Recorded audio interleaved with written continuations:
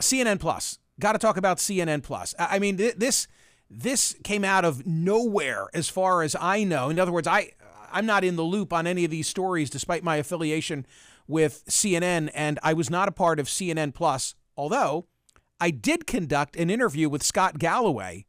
Scott had a show on CNN. I interviewed him like a week ago for CNN Plus. For the interview, it was not for his show, though. It was for something else. Yeah, and so you did make it on in the 3 weeks. TC, do you remember that we then wanted to play on POTUS 3 or 4 minutes of my interview with Scott, and CNN Plus said, only that. You don't go. I feel like now we can play the whole interview on POTUS. They said there was a 4-minute cap, and they were very stringent. Of course, we would always do that. You were unbelievable at attribution. So they were very serious about limiting the amount you played and also giving attribution to the different shows.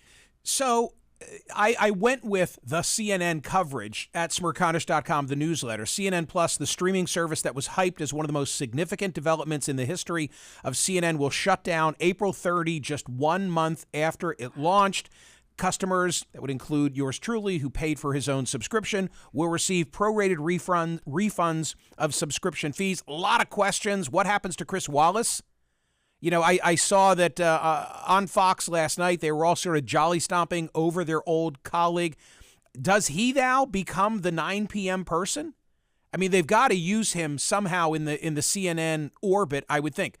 But here's the question that I have. Again, knowing nothing about CNN Plus beyond that which is publicly available in all the trades and the newspapers reporting on this story.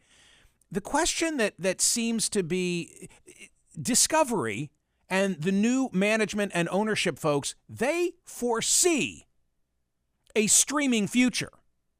They just don't foresee this type of a streaming future, which is CNN only. My understanding, based on what I read, is that they want to bring more into the fold from the CNN Plus into what they have envisioned for Warner and for Discovery generally. Here's the question. Why was it launched 2 weeks ahead of the merger? If the people taking control of the new entity, David Zaslav, Chris Licht, weren't fans. And what I haven't seen reported, but I suspect is the case, I think they were obligated to be at arm's length, and that they couldn't make management decisions until the deal closed.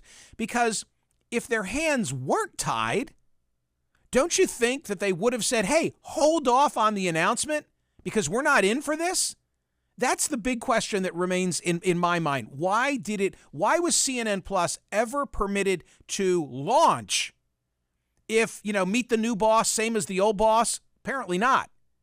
If the new boss wasn't in for this, then why didn't they pull the plug on it, sparing themselves the, public black eye of a launch of an ill-fated enterprise?